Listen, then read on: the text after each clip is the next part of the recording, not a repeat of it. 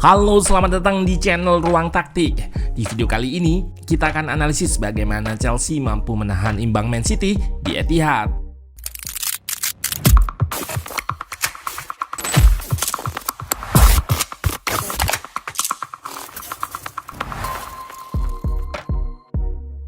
Banyak faktor yang membuat sebuah tim bermain buruk, bisa dari internal maupun eksternal.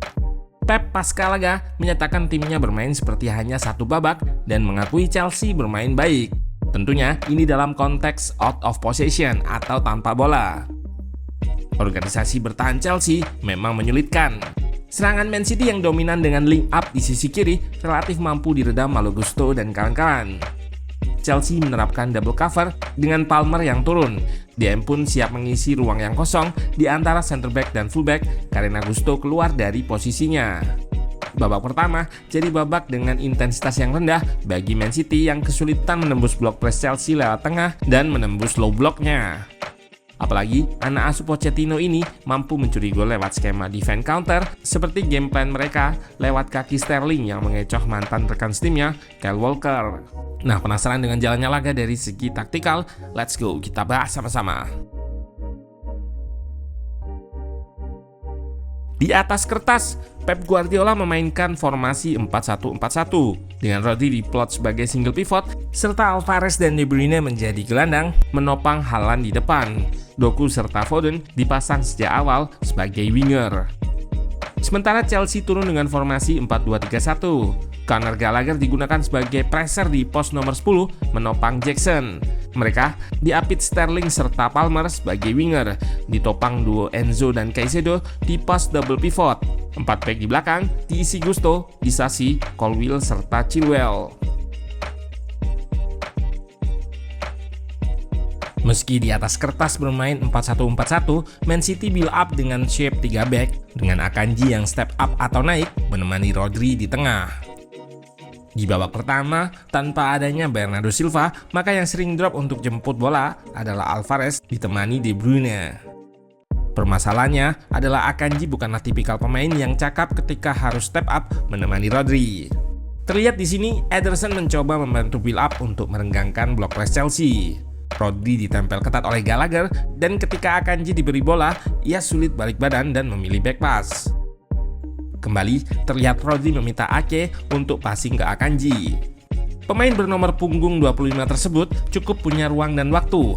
Namun bisa dilihat, Jackson mematikan Rodri serta Caicedo sudah siap memutus umpan ke Alvarez. Sebenarnya ada Enzo yang step up membuka ruang bagi De Bruyne, namun butuh pemain yang lebih tahan terhadap press untuk mengaksesnya. Sangat terlihat, ide taktik Pochettino di medium block ini ingin memutus aliran bola ke Rodri, sehingga menyulitkan untuk progresi lewat tengah. Nampak Jackson serta Gallagher sebagai pressure di depan bergantian menjaganya. Chelsea bertahan dengan terorganisir. Jika serangan Man City berhasil melewati medium block, mereka akan drop untuk bangun low block. Struktur bloknya nampak rapat, terutama jarak lini pertama dan lini kedua. Gallagher yang diplot sebagai gelandang serang seringnya akan drop untuk bantu bertahan. Guna mengurai blok press Chelsea, pemain Man City melakukan sirkulasi serta indirect switch play. Mereka juga tampak menggunakan skema set play yang biasa dipakai dengan menggunakan gelandang serang untuk expose area half space. Namun karena Chelsea menerapkan defense yang compact dalam momen tertentu, ketika sudah terlalu banyak pemain di salah satu sisi, Rodri atau pemain lain akan memindahkan serangan ke sisi berlawanan, dengan harapan bisa segera menyerang melalui ruang kosong tersebut. Namun upaya Man City ini masih bisa diantisipasi dengan baik. Chilwell yang menjadi bek kiri akan segera melakukan press ketika bola dilambungkan. Dalam laga ini, anak asuh Pep Guardiola sering melancarkan serangan dari sisi Jeremy Doku. Guna meredam kecepatan dan kelincahannya, Palmer akan drop untuk ciptakan situasi menang jumlah dengan winger asal Belgia tersebut. Guna membantu Doku di sisi sayap, gelandang akan melebar. Mereka berniat untuk melakukan koneksi sekaligus wide overload untuk menembus pertahanan Chelsea. Merespon hal tersebut, Gallagher dan salah satu gelandang akan geser ke area kiri untuk mengimbangi superioritas jumlah lawan. Enzo dan Caicedo yang menjadi gelandang bertahan sering drop untuk cover ruang antara fullback dan center back, terutama ketika back sayap keluar untuk pressing winger. Kedua pemain juga akan marking Alvarez yang sering berada di half space. Dengan keberadaan Enzo serta Caicedo, pertahanan Chelsea menjadi lebih kuat, lantaran ruang yang terbuka berhasil ditutupnya. Dan gol Chelsea yang dicetak oleh Raheem Sterling lahir dari situasi ini. Diawali dari respon Chelsea yang menempatkan banyak pemain guna meredam serangan Man City di sisi kiri. Di sini terlihat Alvarez bisa keluar dari press dan berlari ke half space. Tapi hal tersebut bisa diantisipasi oleh Enzo yang mampu mengejar dan blocking tendangan Alvarez. Malo Gusto yang dapat bola segera mengirim bola ke Jackson yang diteruskan dengan umpan kombinasi dengan Palmer. Ruben Dias yang step up ditambah Walker yang kurang aware dengan pemain di belakangnya membuat Sterling bebas.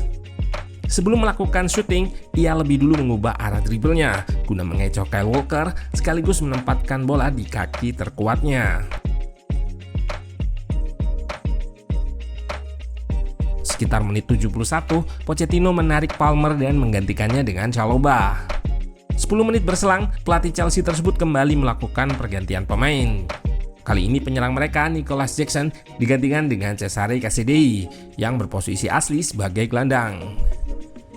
Perubahan ini dimaksudkan untuk memperkuat pertahanan, lantaran Man City di babak kedua ini menaikkan intensitasnya dan agar bisa tetap mempertahankan skor hingga menit akhir. Dengan masuknya Chalobah tadi, kini The Blues bermain dengan 5 back. Tampak mereka menggunakan shape 5-3-2 atau 5-4-1. Chalobah mengisi pos center back sebelah kanan. Struktur ini mampu mengatasi serangan Man City dari area sayap, mengingat mereka mulai meningkatkan intensitas crossing ke kotak penalti. Dengan adanya Chalobah, Chelsea memiliki banyak pemain di tengah yang siap untuk menghalau bola. Pep Guardiola memasukkan Bernardo Silva dan menarik keluar Julian Alvarez. Dengan pergantian ini, Man City berharap bisa keluar dari deadlock. Kreativitas serta resistansi pressing yang dibutuhkan untuk bisa memecah kebuntuan ini. Pada babak kedua, Pep juga menginstruksikan Foden untuk invert. Bisa dilihat dari gesturnya pada klip ini yang meminta winger Inggris itu masuk ke tengah, serta menggeser backline sedikit ke kanan agar balance. Dan ketika Foden invert, Walker yang menjadi fullback kanan akan memposisikan dirinya di area tinggi. Dengan keberadaannya, pemain tengah memiliki tambahan jumlah untuk melakukan serangan, dan Walker diberi lisensi untuk menyerang. Selain Foden, Rodri juga diinstruksikan untuk lebih ke depan guna membantu serangan. Dia bisa menjadi cover di belakang penyerang atau terlibat langsung dengan umpan kombinasi serta dribble yang dilakukan. Perubahan strategi dari Pep Guardiola akhirnya membuahkan hasil. Umpan kombinasi yang dilakukan di sisi kiri mampu menarik beberapa pemain Chelsea bergeser ke area tersebut. Hal ini membuat sektor tengah terbuka sehingga De Bruyne memiliki ruang untuk dribble dan progresikan bola ke depan. Kemudian Bernardo Silva mengirim crossing ke tiang jauh yang berhasil disambut oleh Walker. Meski sempat terbentur pemain Chelsea, bola rebound berhasil dituntaskan oleh Rodri yang sudah bersiap di tepi kotak penalti.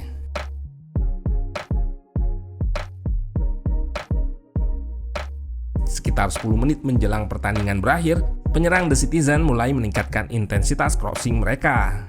Gelandang ataupun winger akan mengirim crossing ke kotak penalti. Dan di akhir laga, Rodri hampir membalikan keadaan. Namun sundulan yang membentur Chalobah itu menyamping di sisi kiri gawang. Dalam satu musim, Pep lebih banyak dihadapkan dengan tim yang bermain bertahan low block daripada tim yang bermain proaktif melakukan high press. Namun lawan-lawannya itu berhasil mereka kalahkan. Dan Chelsea bertahan tidak sekadar menumpuk pemain di belakang, namun mekanisme serta organisasi bertahannya yang menyulitkan Man City. Chelsea harus menstabilkan aspek bertahan ini serta memperbaiki finishing agar mampu mengatrol posisi di klasemen sampai akhir musim nanti.